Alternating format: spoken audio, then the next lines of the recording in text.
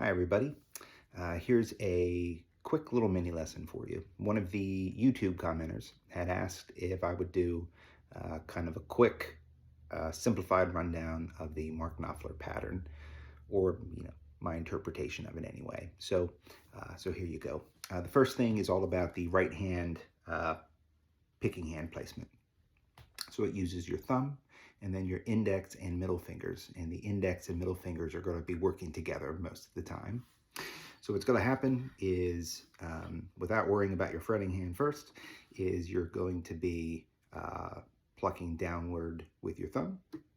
And then you're going to pluck with your other two fingers. And then strike with them and then pluck. So it's thumb and then in, out, in.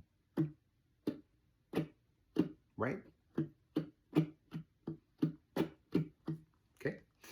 Then what you're going to do is, in this case, you can do it on any just of your standard power chords, like we're going to use an A, so it stays in the field of view here, which is just your standard, like a power chord on the 5th fret, first finger's on the 5th fret, and then your 3rd and 4th are on the 7th, which is the 1st and the 5th of the chord. And then what you're going to do is you're going to take your thumb and you're going to anchor it on that low E string. And then you're going to take your index finger and you're going to want to kind of anchor it on the A string.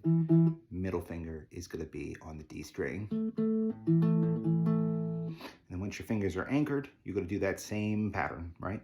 So thumb, and then pluck, hit, pluck. So thumb, pluck, hit, pluck.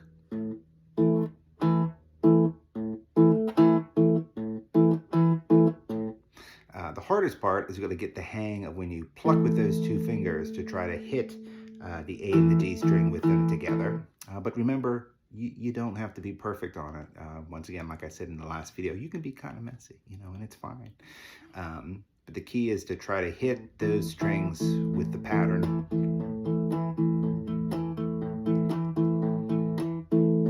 Next step, right? So if that's the basic pattern, the next iteration of that, right, is you want to keep just where you were, same anchor, but this time you're going to want to take that thumb and you're going to want to move it up to the A string also.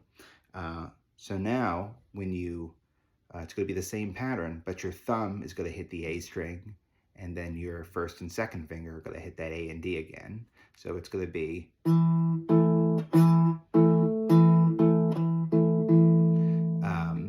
so you're doing the same pattern, but just over 2 strings, if that makes sense.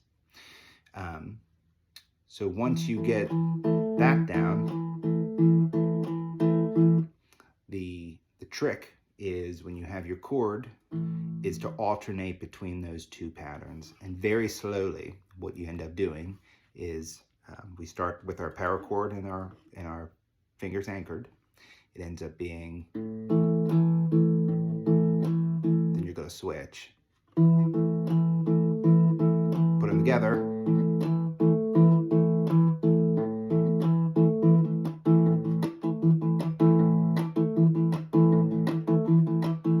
and that should be able to do it. And that little 2-string pattern is a really, really cool thing to have in your arsenal too, even if you're using like, if you're doing just,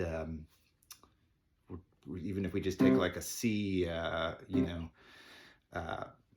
whatever, like a C, D, and E chord, right? Just the power chords, when you use your 3 fingers on those 2 strings, it ends up being pretty cool because you can,